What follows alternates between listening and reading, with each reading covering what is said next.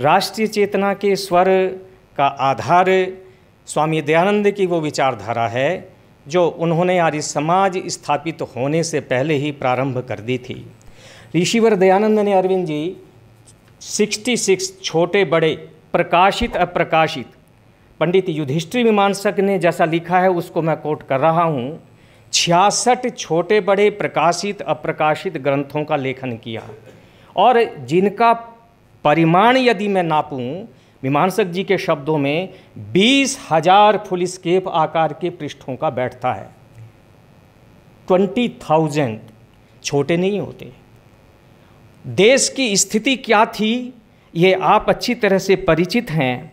ऐसे समय में स्वामी दयानंद को अपने गुरु से 3.25 वर्षों में जो एक चेतना प्राप्त हुई, 3.25 वर्षों का लगभग गुरु के पास में उनका रहना हुआ। 19 वर्ष की अवस्था में घर को छोड़ा था। 3.25 वर्ष कोई ज़्यादा समय नहीं होता। ये मैं कहना चाहता हूँ कि वह पूर्व जन्मों का कोई इस तरह का उनका प्रताप था कि जो 3.25 वर्षों में इतना विशाल संस्कृत वाङ्मय की जो आधार भित्ति थी, और वो आधार भित्ति वो थी जिसको हम वेद बोलते हैं। जब हम राष्ट्रीय चेतना की बात करते हैं तो स्वामी दयानंद की विचारधारा में राष्ट्रीय चेतना का जो संकल्प आया, जो सिद्धांत आया, वो वेदों से आया। मैं उस मंत्र को आपके समक्ष कोट करना चाहता हूँ जिसमें 6-7 चीज़ें मांगी गई हैं और उसमें राष्ट्र की चेतना कहाँ तक झलकती है मैं आपके समक्ष रख रहा हूँ।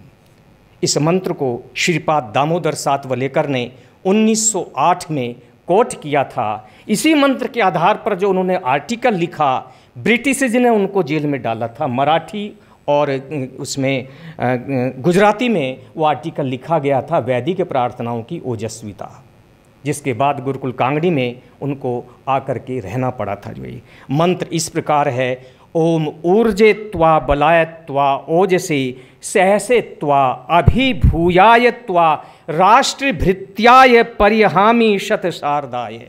ये अथर्ववेद के 19वें कांड का 37वें सूक्त का मंत्र है। इसका मोटा मोटा अर्थ ये होता है कि हे पदार्थ, हे अन्न, मैं तेरा सेवन करता हूँ। इस राष्ट्र में मेरा जन्म हुआ है, इस भूभाग पर मैं यहाँ का वायु सेवन करता हूँ। किस लिए करता हूँ? अन्न खाता हूँ किस लिए करता हूँ? केवल कार्बन डाइऑक्साइड छोड़ने के लिए नहीं करता, मैं करता हूँ ऊर्जेत्वा। यहाँ ऊर्ज का अर्थ है अन्न, अन्न के लिए, अर्थात मेरे राष्ट्र के लोगों की पाकशाला में उसके कनस्तर भरे हुए होने चाहिए। मेरा राष्ट्र का कोई भी व्यक्ति निर्धन न रहे, इसलिए कहा ऊर्जेत्वा। और दूसरा कहा बलायत्वा, जो है ये बल के लिए मैं जो पदार्थ सेवन कर रहा हूँ, राष्ट्र के पंचमहाभूत तत्वों का सेवन कर रहा हूँ, उसमें तन मन धन की मेरी वृद्धि होनी चाहिए। सामाजिक आर्थिक सभी प्रकार का बल मेरे राष्ट्र के लोगों के अंदर रहना चाहिए। फिर तीसरा कहा ओजसे त्वा, चेहरे पर चमक होनी चाहिए, मुर्दों की तरह वो ना हो, ये मैं चाहता हूँ।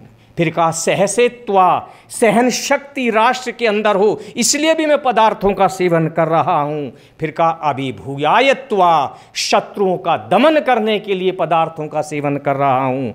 और फिर अगली बात तो बहुत कमाल की कर दी, जो है राष्ट्र भृत्यायत्वा, मैं राष्ट्र का भृत्य बनने के लिए जो है, यहाँ पर श्रीपाद दामोदर सातवलेकर ने 1908 में राष्ट्र भृत्याय इस शब्द का अर्थ किया राष्ट्रीय स्वयंसेवक, इन्वर्टेड कोमा में जो है ये हमने दयानंद निर्वाण शती ग्रंथ स्वामी सत्यप्रकाश जी ने जब अजमेर की शताब्दी हुई उसमें भी इस आर्टिकल को छापा है।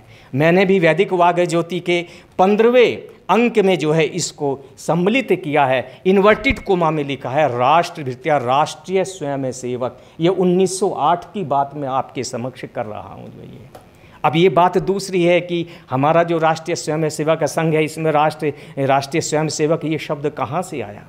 कल्पना करो आर्य जी, जो आप कह रहे थे, नागपुर का वो परिवार जिसका भाई आर्य समाज का फॉलोवर था, जिसके पिताजी आर्य समाज को मानते थे, और जो स्वयं कलकत्ता में पढ़ता हुआ बड़ा बाजार आर्य समाज में पंडित राम प्रसाद बिस्मिल के साथ में काम कर रहा हो, और काकोरी केस में जो केशव चक्रवर्ती नाम से जिसका नाम हो, वो केशव बलिराम हेडगेवार ने यहीं से ही राष्ट्रीय स्वयंसेवक शब्द इस राष्ट्रीय भृत्याय इसी पद से लिया है। जो ये मैं ऑन रिकॉर्ड बात कर रहा हूँ आपसे, जो है ये 1908 की वो श्रीपाद दामोदर सातवलेकर की जो कमेंट्री है उसके आधार पर जो है ये।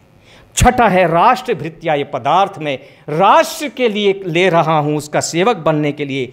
और अंतिम बात कही, अल्प मृत्यु, अकाल मृत्यु के लिए नहीं, शत शारदाय, कम से कम 100 वर्ष मैं इस राष्ट्र में रह करके जो है काम करूं। जो है ये है दयानंद का राष्ट्रीय चेतना का स्वर जो मुझे यहाँ दिखाई देता है।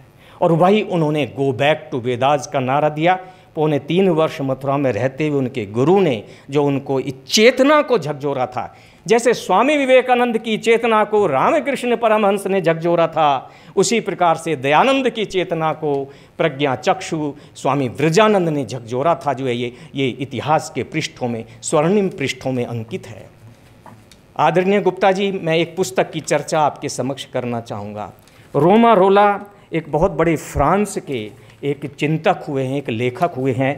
उन्होंने एक पुस्तक लिखी है the life of Ramakrishna, the life of Ramakrishna. उसमें एक पूरा का पूरा चैप्टर आर्य समाजी विचारधारा को उन्होंने समर्पित किया है। इस पुस्तक को जरूर पढ़ना चाहिए। जो है ये जी the life of Ramakrishna Paramahansa, जो है एक पूरा का पूरा चैप्टर दयानंद की आइडियोलॉजी, दयानंद के ऊपर है। जो है ये, और उसमें जो वो कहते हैं वो पंक्तियाँ कोट करना चाहूँगा। जो है ये, क्योंकि उन्होंने उसमें लिखा है कि दयानंद जनता के महान उद्धारक थे, वस्तुतः राष्ट्रीय चेतना के पुनर्जागरण और पुनर्जन्म के वर्तमान भारतीय आंदोलन की वे सबसे अधिक ओजस्वी शक्ति थे। उनके आर्य समाज ने चाहते या न चाहते हुए भी 1905 ईस्वी में बंगाल के विद्रोह का पक्ष प्रस्तुत किया। जो है 1905 में जब बंग भंग हुआ, बंग का विभाजन हुआ, उसके मूल में विद्रोह कराने वाले कौन थे? वो स्वामी दयानंद की विचारधारा के लोग थे। जो है ये, इसमें कोई दो राय नहीं है। ये मैं नहीं कह रहा, ये उस समय का जो नोबेल प्राइज विनर रोमा रोला ने अपनी उस पुस्तक में ये लिखा है। जो है ये चाहते हुए न चाहते हुए ये पंजाब के उस समय के तत्कालीन आर्य समाजियों के लिए विचारणीय हो सकता है कि जिन्होंने लाला लाजपत राय का पक्ष छोड़ दिया था। जो है ये उस समय चाहते न चाहते तो ये उस समय लिखा था उन्होंने। जो है ये एक विमर्श का विषय हो सकता है। मैं स्वामी दयानंद ने जो बात रखी संगठन की दृष्टि से, वो ये थी कि राष्ट्रीय चेतना का मतलब क्या होता है। राष्ट्रीय चेतना का मतलब होता है जिसमें हम आपस में एक दूसरे के साथ में आत्मीयता का संबंध महसूस करते हैं और सांस्कृतिक और आध्यात्मिक भावना से अपने को एक दूसरे के क्लोज हम सिद्ध करते हैं, पाते हैं। जो ये वह राष्ट्रीय चेतना, और ये राष्ट्रीय चेतना आर्य समाजी चिंतन में जन्मजात है। जो ये आर्य अभिविनय की बात आप कर रहे थे, मैंने आर्य अभिविनय के ऊपर काम किया है। मेरा PhD का शोध प्रबंध स्वर्गीय भवानीलाल भारतीय के नेतृत्व में लिखा गया था, जो आर्य अभिविनय के ऊपर, वैदिक भक्तिवाद के ऊपर था। और आर्य अभिविनय के ऊपर भी केस चला। जो पंक्तियां आप कोट कर रहे थे, इलाहाबाद हाई कोर्ट में जो है वो केस चला था। जो है ये, और उसमें हम लोग जीते थे। जो है ये, तो इसलिए फिर कहते हैं कि आर्य जो 11वां समुल्लास है, स्वामी दयानंद ने सत्यार्थ प्रकाश का लिखा है। कुछ की चर्चा इसमें सार्वभौम चक्रवर्ती की बात आप कर रहे थे, अब विद्या की बात कर रहे हैं। हमारा देश सारी विद्याओं का उत्स रहा है, और उत्स का मतलब क्या है? ये विद्याएं कहाँ से कहाँ फैली? दयानंद ने उसका एक कालक्रम दिया है, एक चक्र दिया है कि जितनी विद्या भूगोल में फैली है वह सब आर्यावर्त देश से फैली है।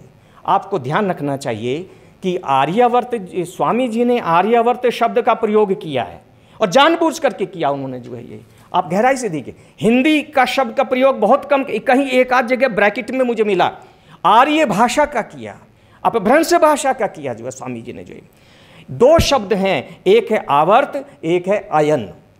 और आयन का मतलब आर्यायन देश था, एक है आर्यावर्त। अर्थात दोनों जगह आर्य लोग रहते थे। आर्यायन बिगड़ करके ईरान बन गया और आर्यावर्त जो है आर्यावर्त ही रहा, उसको हम लोग भूल गए। जो ये कहते हैं आर्य लोग बाहर से आए, भाई जी जैसे आपने कहा ईरान की, आर्यायन देश की, पर्शिया देश की, जहां पर इजराइल आज बम बरसा रहा है, उस देश की कौन आबादी थी? वो आर्य लोग थे। वहाँ की 6वीं कक्षा की पुस्तकों में आज भी पढ़ाया जाता है कि आर्य लोग आर्यावर्त से आए। स्वामी विद्यानंद सरस्वती ने अपने एक आर्टिकल में इसको सिद्ध किया है और इस पैराग्राफ को उन्होंने कोट भी किया है कि आर्यावर्त से ही आर्यायन में लोग आए जो है, लेकिन दोनों तरफ आर्य जुड़ा हुआ है। फिर कहते हैं कि आर्यावर्त से मिस्र वालों में, मिस्र से यूनानी में, और उनसे रोम में, और उनसे यूरोप देश में, और उनसे अमेरिका आदि देशों में ये विद्या फैली है। ये स्वामी जी ने इसको स्पष्ट किया है जो है ये। इसलिए ये जो आर्यावर्त देश है ये पूरा का पूरा बृहत्तर भारत का कंसेप्ट है जो है। कंबोडिया भी इसमें आता है, वियतनाम भी आता है, बाली, सुमात्रा, जावा ये द्वीप भी आते हैं, और कश्यप ऋषि की जो संतान है इधर के कैस्पियन सागर तक का हमारा देश था जो है ये। इसको जो हमारे प्रोफेसर रामदेव गुरुकुल कांगड़ी जी के जो आचार्य हुए हैं, भारतवर्ष का इतिहास लिखा, भगवत दत्त रिसर्च स्कॉलर ने लिखा, इसमें उन्होंने बहुत विस्तार से स्पष्ट किया है। यदि आपको स्वामी दयानंद के इन वक्तव्यों को विस्तार में जाकर के देखना हो तो वहाँ आप इसको देख सकते हैं जो है। स्वामी जी ने राष्ट्रीय चेतना के उसमें बहुत जो किया, उन्होंने आपसी फूट को बहुत बड़ा दोष माना है जो है। आपसी फूट, राष्ट्रीय चेतना को यदि कोई प्रभावित करता है तो आपसी फूट करता है।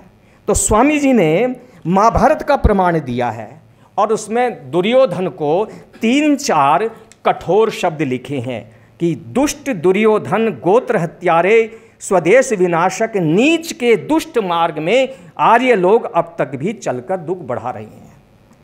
ये स्वामी जी के शब्द हैं। और इन शब्दों को राष्ट्र कवि मैथिली शरण गुप्त ने जयद्रथवध नामक अपने खंड काव्य में पकड़ा। मैथिली शरण गुप्त ने, वो आर्य विचारधारा के थे, झांसी के थे, चिरगांव के जो है ये, उन्होंने लिखा दुष्ट दुर्योधन जो शठता सहित हट ठानता, तो डूबता भारत नहीं हो रन रक्त पारावार में, ले डूबता है एक पापी नाव को मझधार में। ये मैथिली शरण गुप्त के शब्द हैं और यहाँ से इन्होंने इसको पकड़ा है जो है ये, और लगभग उन्हीं शब्दों का प्रयोग किया है।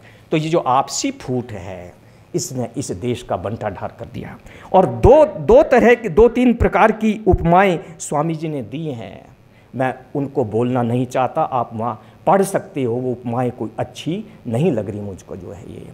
इसलिए कहते हैं महाभारत के अंदर एक श्लोक आता है, जब दुर्योधन पांडवों को चिढ़ाने के लिए जंगल में गया तो आदिवासी लोगों ने उसको अरेस्ट कर लिया। जब उनको पता चला, पकड़ करके पांडवों के सामने उनको लाया गया। जब लाया गया तो कहा कि देखिए आप लोगों को ये छेड़ने आ रहा था, खिजाने आ रहा था, अब बताओ हम इसका क्या करें। तो उस समय युधिष्ठिर ने बहुत बढ़िया जवाब दिया था कि परस्परम विवादे तु वयम पंच शतम चते, अन्यै सह विवादे तु वयम पंच शतोत्तरम। जब हम आपस में लड़ते हैं तो हम 5 हैं, वो 100 हैं। धृतराष्ट्र के पुत्र जो है, हम पांडु पुत्र 5 हैं, परंतु दूसरे के साथ जब विवाद होता है हम 105 हैं। ये युधिष्ठिर ने महाभारत के अंदर जवाब दिया था जो है ये। तो स्वामी जी को आपसी फूट इस देश की सबसे ज़्यादा अखरी है, इसलिए उन्होंने जातिवाद का, समरसता जिसको हम बोलते हैं, आज संघ अपने पंच परिवर्तन, समरसता और स्वदेशी की भावना, स्वयं की कल्पना जिसके ऊपर आप बोल रहे थे जो ये स्वामी दयानंद के राष्ट्रीय चेतना के प्रमुख स्वर हैं, मुख्य स्वर हैं जो है ये।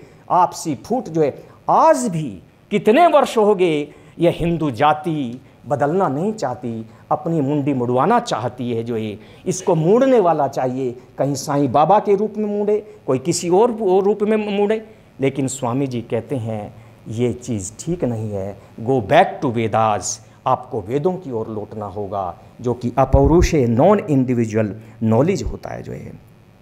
स्वामी जी की राष्ट्रीय चेतना के स्वरों में एक महत्वपूर्ण स्वर है, मैं उसको आपके समक्ष रखना चाहता हूँ, जानबूझ करके रखना चाहूँगा उसको जो है। हो सकता है कि कुछ लोग ये कहें कि ये तो आज के सिनेरियो में फिट नहीं बैठता, परंतु वो फिट बैठता है। मैं बताता हूँ आपको जो स्वामी जी के विषय में एक बहुत बड़ा आक्षेप ये लगा है कि वह मूर्ति पूजा के विरोधी हैं। इसमें कोई दो राय नहीं है, मूर्ति पूजा का उन्होंने विरोध किया है, लेकिन स्वामी जी की सबसे बड़ी देन यह है कि उन्होंने वेद की बात कही है, गो बैक टू वेदास। मात्र एक काम स्वामी दयानंद का ऐसा है जिसमें सारे कार्य समाहित होते हैं, वो है गो बैक टू वेदास। जब वेदों की ओर लौटो तो उन्होंने आध्यात्मिकता भी वेद के आधार पर देखी।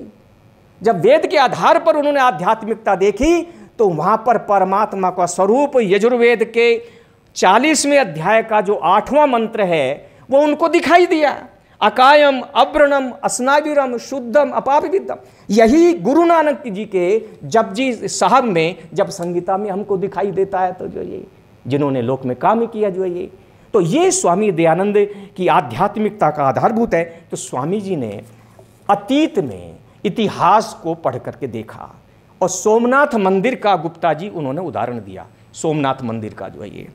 यूं तो मूर्ति पूजा के 16 बड़े बड़े दोष स्वामी जी ने दिखाए हैं, 16 मूर्ति पूजा के जो है, और उनमें सबसे बड़ा दोष ये वो दिखाया कि उन्होंने राष्ट्रीय चेतना को जो कुंठित करता है, वो सोमनाथ मंदिर का उदाहरण देते हुए कहा कि जब गजनवी ने हमला किया तो हाय क्यों पत्थर की पूजा कर सत्यानाश को प्राप्त हुए। देखो जितनी मूर्तियां हैं उनके स्थान पर शूरवीरों की पूजा करते तो देश की कितनी रक्षा होती है। स्वामी जी के शब्द हैं जो है ये। कितना धन दौलत उसमें थी जो है ये, उन मूर्तियों में जो है, और वो सारा का सारा वो लूट करके ले गए जो है ये। इसलिए स्वामी जी ने इसको अच्छा नहीं माना। यही सारी चीज़ें लेकर के कोई ये कहे कि अब तो राम मंदिर का निर्माण हो रहा है। राम तो हमारी संस्कृति के आधारभूत है, राम और कृष्ण जो है। वेद यदि थ्योरी है तो राम और कृष्ण का जीवन हमारा प्रैक्टिकल है, क्रियान्वित जीवन है जो ये।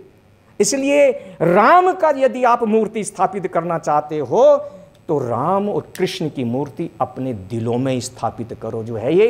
परिवार भी ठीक होगा, आपका लोक भी ठीक होगा और आपका राष्ट्र भी ठीक होगा जो है ये।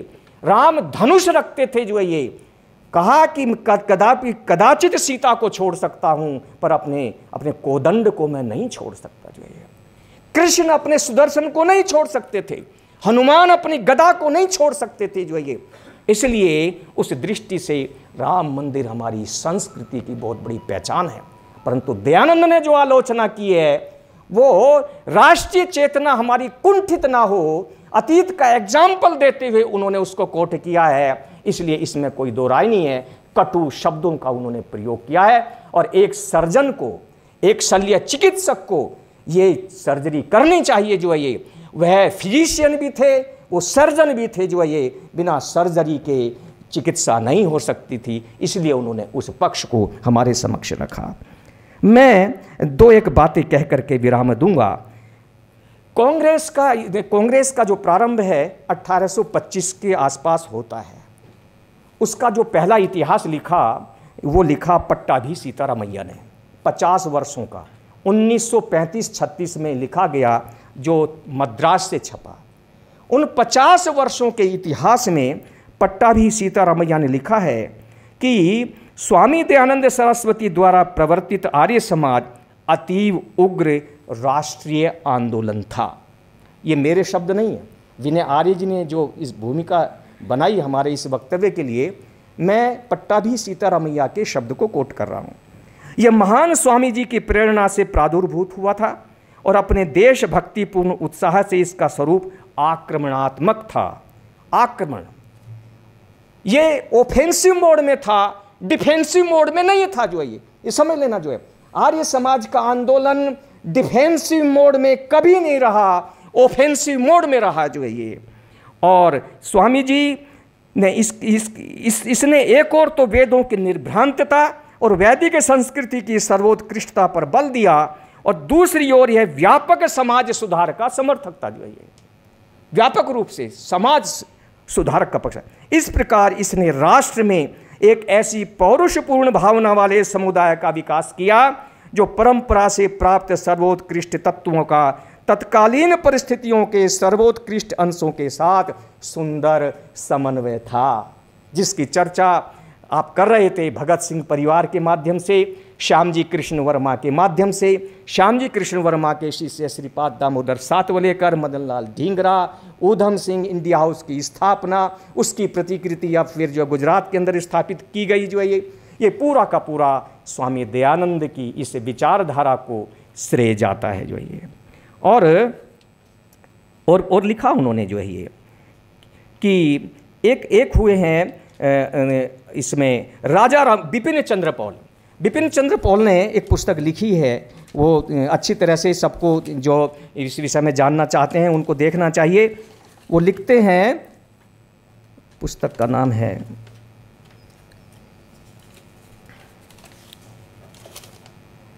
Memoirs of my life and times.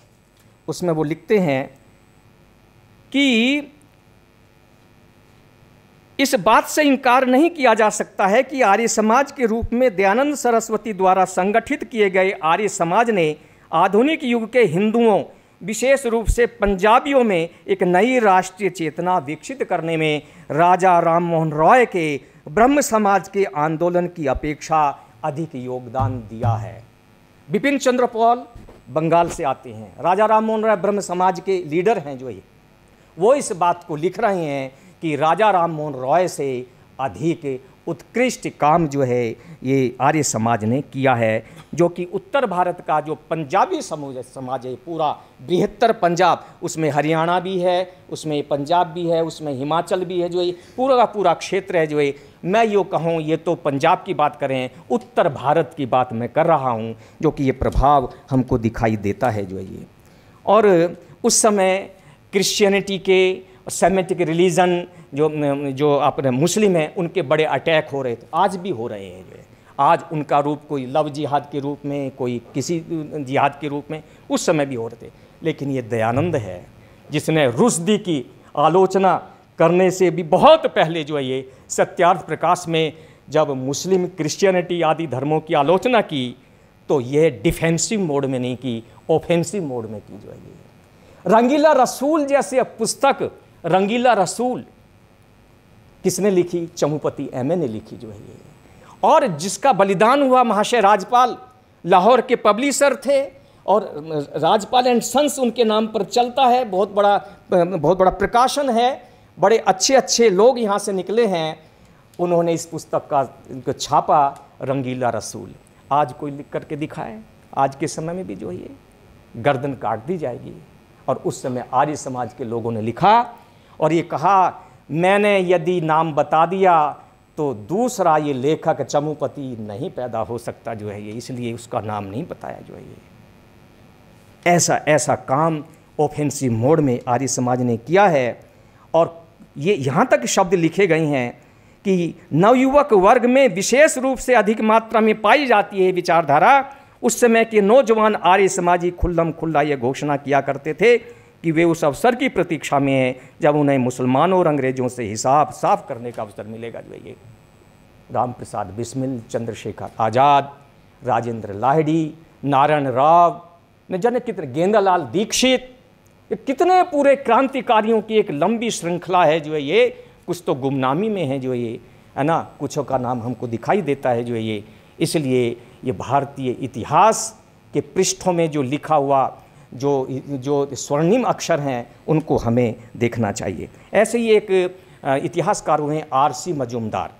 RC Majumdar ने हरिविलास शारदा के वचनों को कोट करते हुए भी लिखा है उन्होंने जो है ये। उन्होंने लिखा है कि इन दावों के बारे में भले ही कोई व्यक्ति कुछ भी कहे, किंतु इसमें कोई संदेह नहीं है कि आर्य समाज ने समूचे भारत में एक सामान्य धर्म और संस्कृति के प्रसार द्वारा भारतीय राष्ट्र के सृजन का लक्ष्य बनाया था, और इसने उन सब व्यक्तियों को हिंदू धर्म में पुनः दीक्षित करने के लिए शुद्धि की विधि का अवलंबन किया जो स्वेच्छापूर्वक अथवा दबाव से विधर्मी बनाए गए थे। जो यही चीज़ है आज फिर जिसको स्वामी श्रद्धानंद ने कम से कम 2.25 लाख मलकाने राजपूतों को शुद्ध किया था, और हरियाणा का जो मेवात है वो रह गया था जो है ये भी इतिहास के पृष्ठों में है कि स्वामी जी को मरवा दिया गया जो है ये एक गलत स्टेटमेंट दे करके जो है मोहनदास करमचंद ने, है ना, वो रह गए तो रह गए, उस शुद्धि की तरफ हम लोगों ने ध्यान नहीं दिया जिसको स्वामी दयानंद ने प्रारंभ किया था जो है संभवतः देहरादून से स्वामी जी ने इसको स्टार्ट किया था जो है ये, स्वामी श्रद्धानंद ने इसको बढ़ाया था जो है ये। आगे आने वाला जो हमारा समय है ये शुद्धि के ऊपर ही टिका हुआ होगा, इनको आप सबको ख़त्म कर नहीं सकते, इनका एक ही उपाय है कि इनको शुद्ध किया जाए जो है ये। इस प्रकार से ये बहुत सारी बातें कहने को अभी हैं।